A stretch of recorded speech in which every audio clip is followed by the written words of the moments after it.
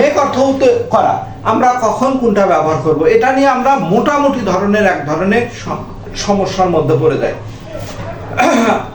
আজকে আমি আপনাদের সেই সকল সমস্যা দূর করার চেষ্টা করব। প্রথমে একটা ধারণা দেই, মেক অর্থ করা অর্থাৎ কোনো কাজ করা, আর মেক তৈরি করা, তাই তো? তৈরি করা মানে কি, আমি যে জিনিসটা করব সেটা অন্যের সামনে শো আপ করাতে পারবো, অর্থাৎ এখানে আউটকাম থাকবে। যেখানে আউটকাম থাকবে সেখানেই মেক, আর যেখানে আমরা ভার্বকে ক্রিয়াকে ফোকাস করে কথা বলবো সেখানে আমরা ডু ব্যবহার করব। অর্থাৎ ক্রিয়াকে ফোকাস করে যখন কথা বলবো, ক্রিয়াকে বেশি গুরুত্ব দিয়ে আমরা যখন কথা বলবো তখন ডু ব্যবহার করব। এবং আমি যদি কোনো কিছু প্রস্তুত করি এবং সেই প্রস্তুত করার ফলে সেটা যদি আউটকাম অর্থাৎ দেখা যায়, অন্যের সামনে উপস্থাপন করা যায়, শো আপ করা যায়, সেখানে আমরা মেক ব্যবহার করব। আসুন কিছু উদাহরণ দেখি। কাজটি করো, ডু দা ওয়ার্ক, কাজটি করো। বাড়ির কাজ করো, ডু ইয়োর হোমওয়ার্ক, বাড়ির কাজ করো। ব্যবসা করো, ডু আ বিজনেস, ব্যবসা করো, কিছু করো, ডু সামথিং।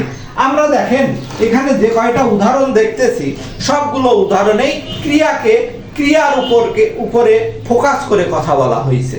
সুতরাং ক্রিয়ার উপরে ফোকাস করে কথা বলা হইলে সেখানে আমরা ডু ব্যবহার করব। পক্ষান্তরে এখানে আসি, বন্ধু বানাও। আমি যদি একটা বন্ধু বানাই তো আমি কিন্তু বন্ধুকে নিয়ে এসে শো আপ করাতে পারবো, দেখছি সে আমার বন্ধু।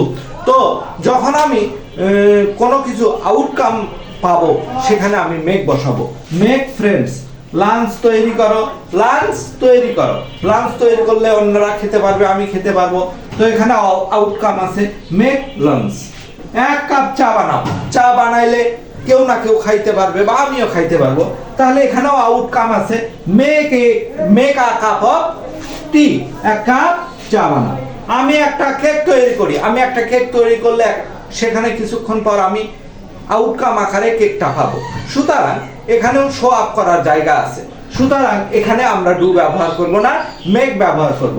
আই মেক আ কেক, আমি একটা কেক বানাই। আশা করি এই সম্পর্কে আপনাদের সকল সমস্যা দূর হয়েছে। ধন্যবাদ সবাইকে। ভালো লাগলে অবশ্যই ভিডিওটা শেয়ার করবেন। ধন্যবাদ।